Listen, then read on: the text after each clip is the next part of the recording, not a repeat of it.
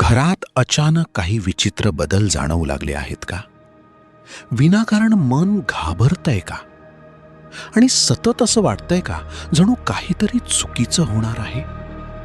स्वामी म्हणतात, संकट अचानक येत नाही, त्याआधी काही संकेत नक्की मिळतात. फक्त ते ओळखता आले पाहिजेत. काही घरांमध्ये सगळं व्यवस्थित चालू असतं. पैसा असतो, सुखसुविधा असतात, पण तरीही घरात शांतता नसते. लहान लहान गोष्टींवरून वाद होऊ लागतात. मन सतत चिडचिड करत राहतं आणि घरातील वातावरण अचानक जड वाटू लागतं. रात्री झोप लागत नाही, मन सतत अस्वस्थ राहतं. कधी कधी तर कारण नसताना भीती वाटू लागते. आणि हे सगळं का घडतंय हे कोणालाच समजत नाही. अशाच एका कुटुंबासोबत काही विचित्र गोष्टी घडू लागल्या. सगळं व्यवस्थित चालू होतं, पण अचानक घरातील वातावरण बदलू लागलं. घरात सतत तणाव वाढू लागला. विनाकारण भांडणं, पैशांच्या अडचणी आणि मनामध्ये सतत भीती.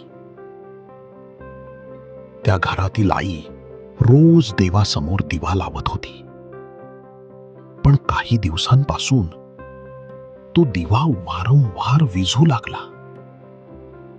पूजा करताना मन लागत नव्हतं. रात्री तिला सतत एकच स्वप्न पडत होतं, जणू कोणीतरी त्यांना सावध करत होतं. पण त्यांनी त्या संकेतांकडे दुर्लक्ष केलं. आणि मग काही दिवसांनी त्यांच्या आयुष्यात मोठं संकट आलं.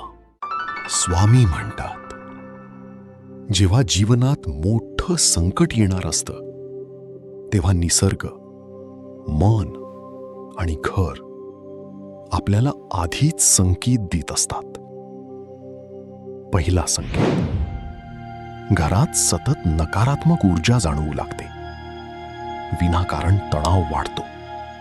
घरातील लोक सतत चिडचिड करू लागतात. दुसरा संकेत, दिवघरात बदल जाणवू लागतात.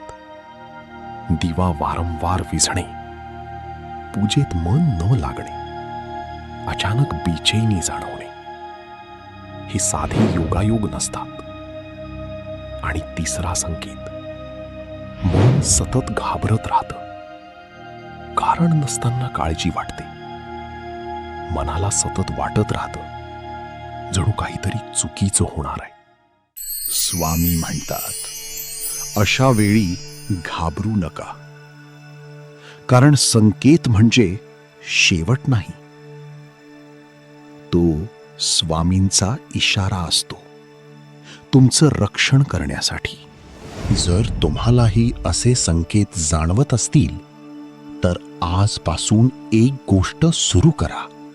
दररोज मनापासून स्वामींचं नामस्मरण करा. सकाळी आणि रात्री फक्त श्रद्धेने म्हणा, श्री स्वामी समर्थ. विश्वास ठेवा, स्वामी कधीच आपल्या भक्तांना एकटे सोडत नाहीत. संकट येण्याआधी ते संकेत देतात आणि योग्य मार्गही दाखवतात. म्हणून घाबरू नका, श्रद्धा ठेवा आणि स्वामींवर विश्वास ठेवा. तुम्हालाही असे संकेत कधी जाणवले आहेत का? कॉमेंटमध्ये नक्की सांगा. आणि स्वामींवर विश्वास असेल तर कॉमेंटमध्ये लिहा, श्री स्वामी समर्थ.